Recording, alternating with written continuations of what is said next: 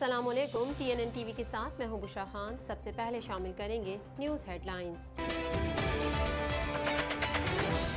معاشی بحران سے نکلنے کے لیے وفاق اور صوبوں کو مشترکہ کوششیں کرنی ہوں گی، وزیر اعظم۔ پاکستان OIC کو بہت اہمیت دیتا ہے، شاہ محمود قریشی۔ ملائیشیا سے رہائی پانے والے 320 قیدی وطن واپس پہنچ گئے۔ اس حکومت کی کوئی لائف نہیں ہے، آصف علی زرداری۔ بلوچستان میں دہشت گردی کی نئی لہر پریشان کن ہے، senator Rehman Malik. Social media پر نفرت انگیز مواد روکنے کے لیے دنیا بھر میں اقدامات کرنے ہوں گے، جسٹن ٹروڈو۔ البرٹا میں جنگلات میں لگی آگ کے سبب ایمرجنسی نافذ۔ کینیڈا ایئر کا آپریشن معمول پر آ گیا۔ کینیڈین وزیر اعظم جسٹن ٹروڈو کی سربراہی میں نافٹا ڈیل پر عمل درآمد کے لیے قانون سازی۔ غیر ملکی افواج کی موجودگی میں جنگ بندی ممکن نہیں، طالبان۔ اور ایران نے جان بولٹن کے دعوے کو مسترد کر دیا۔ ہیڈ لائنز آپ نے جانی، اور اب خبریں تفصیل کے ساتھ۔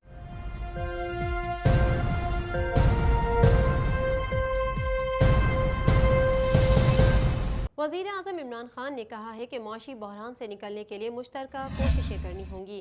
جب حکومت ملی تو پاکستان ملک کی تاریخ کے شدید معاشی بحران کا شکار تھا۔ ہماری تمام تر کوششیں ملک کو ڈیفالٹ ہونے سے بچانا تھا۔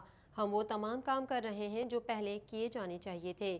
مزید جانتے ہیں اس رپورٹ میں۔ وزیر اعظم عمران خان نے کہا ہے کہ معاشی بحران سے نکلنے کے لیے مشترکہ کوششیں کرنی ہوں گی۔ وزیر اعظم عمران خان کی زیر صدارت قومی اقتصادی کونسل کا اجلاس ہوا، جس میں مشیر خزانہ عبدالحفیظ شیخ، وزیر منصوبہ بندی خسرو بختیار، وزیر تجارت عبدالرزاق داؤد، چاروں صوبوں اور گلگت بلتستان کے وزرائے اعلیٰ سمیت وزیر اعظم آزاد کشمیر نے شرکت کی۔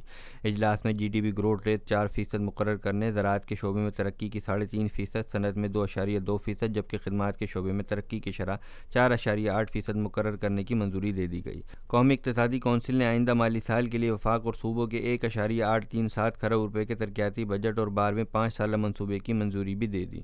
اس موقع پر وزیر اعظم عمران خان نے صوبوں کو NFC ایوارڈ میں سے فاٹا کے لیے حصہ دینے پر زور دیتے ہوئے کہا کہ موجودہ معاشی بحران سے نکلنے کے لیے وفاق اور صوبوں کی مشترکہ کاوشوں کی ضرورت ہے۔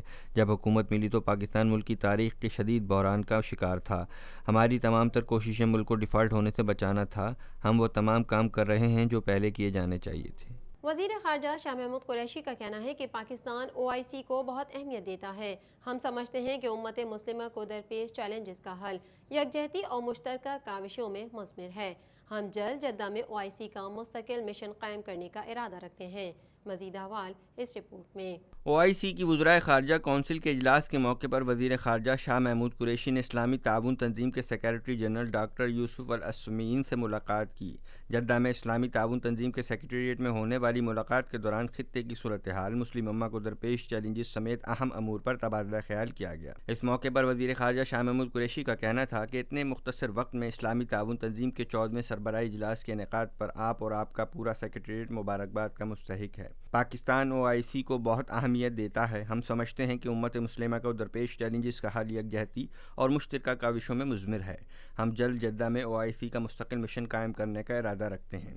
ان کا مزید کہنا تھا کہ مجھے امید ہے کہ آپ رواں سال مارچ میں اسلام فوبیا کے حوالے سے منعقدہ OIC ایگزیکٹو کونسل کے اجلاس میں کیے گئے مشترکہ فیصلوں پر عمل درآمد کا جائزہ لیں گے۔ ان فیصلوں میں اسلام فوبیا کے موضوع پر خصوصی اجلاس بلانے کے لیے اقوام متحدہ کے سیکریٹری جنرل کو خط لکھنا، سوشل میڈیا پر توہین آمیز مواد کو روکنے کے لیے متعلقہ ٹیلی کام کمپنیوں سے رجوع کرنا اور UN اسپیشل رپورٹر کی تعیناتی شامل ہیں۔ وزیر خارجہ شاہ محمود قریشی نے مسئلہ کشمیر سمیت مختلف معاملات پر پاکستان کی حمایت پر OIC سیکریٹری جنرل کا شکریہ ادا کیا۔ ملائیشیا سے رہائی پانے والے 320 قیدی وطن واپس پہنچ گئے۔ پاکستانیوں کو ویزا میعاد اور رہائشی پرمٹ کی مدت مکمل ہونے کی خلاف ورزیوں پر گرفتار کیا گیا تھا۔ मज़ीद जानेंगे इस रिपोर्ट में। मलेशिया से रिहाई पाने वाले 320 कैदी वतन वापस पहुंच गए। पाकिस्तानियों को वीज़ा मियाद और रिहायशी परमिट की मुद्दत मुकम्मल होने की खिलाफ वर्जियों पर गिरफ्तार किया गया था। कैदी वतन वापस पहुंचने पर खुशी से निहाल तैयारे में वज़ीर आज़म इमरान खान के हक में नारेबाजी की। तफसीलात के मुताबिक मलेशिया की जेलों से रिहा होने वाले पाकिस्तानियों और अहले खाना के लिए ईद का तोहफा PIA की खुसूसी परवाज 320 पाकिस्तानियों को लेकर वतन वापस पहुंच गई। कैदियों को जब तैयारे में सवार किया गया तो वो जज्बात पर काबू न रख सके और वज़ीर आज़म इमरान खान और पाकिस्तान जिंदाबाद के नारे लगा दिए। पाकिस्तानी कैदियों की रिहाई वज़ीर आज़म इमरान खान की खुसूसी काविशों से अमल में आई है।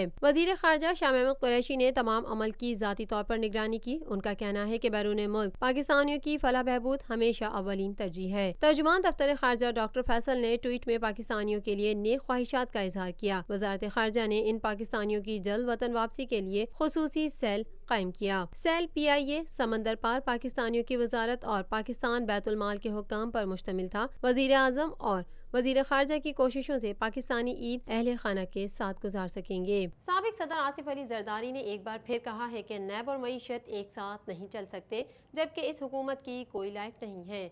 मजीद जानते हैं इस रिपोर्ट में। साबिक सदर आसिफ अली जरदारी ने एक बार फिर कहा है कि नेब और मईशत एक साथ नहीं चल सकते, जबकि इस हुकूमत की कोई लाइफ नहीं है। जाली बैंक अकाउंट केस की समाअत के सिलसिले में साबिक सदर आसिफ जरदारी और उनकी हमशीरा फलियाल तालपुर इस्लामाबाद की एहतसाब अदालत में पेश हुए। एहतसाब अदालत नंबर 2 के जज अरशद मलिक उम्रे की अदायगी के बायस रुखसत पर हैं, जिसके बायस ड्यूटी जज मोहम्मद बशीर ने मुल्ज़िमान की हाज़िरी लगाकर समाअत 14 जून तक मुलतवी कर दी। एहतसाब अदालत के बाहर आसिफ जरदारी ने सहाफ़ियों से गैर रस्मी गुफ्तगू की।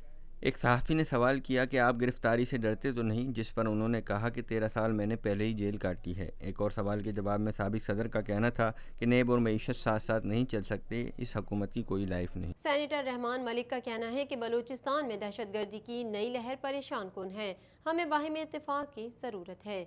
मज़ीद अहवाल इस रिपोर्ट में। सेनेटर रहमान मलिक की ज़ेर सदारत कायमा कमेटी बराए दाखिला का पार्लियामेंट हाउस में इजलास हुआ। इजलास में गुज़िश्ता जुम्मे को कोयटा की एक मस्जिद में दहशतगर्दी हमले की शदीद अल्फाज में मज़म्मत की गई। कायमा कमेटी दाखिला के इजलास में कोयटा मस्जिद हमले में शोहदा और फरिश्ता के लिए दुआ की गई। इस मौके पर सेनेटर रहमान मलिक का कहना था कि बलूचिस्तान में दहशतगर्दी की नई लहर परेशान कुन है, हमें बाहमी इत्तफाक की ज़रूरत है।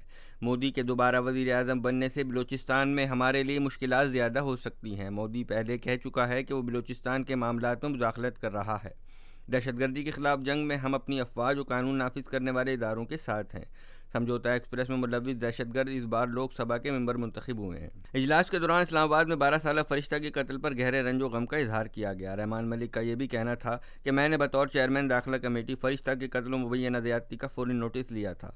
इस्लामाबाद पुलिस और सेक्रेटरी दाखिला से फरिश्ता वाक़े की फौरी रिपोर्ट तलब की थी।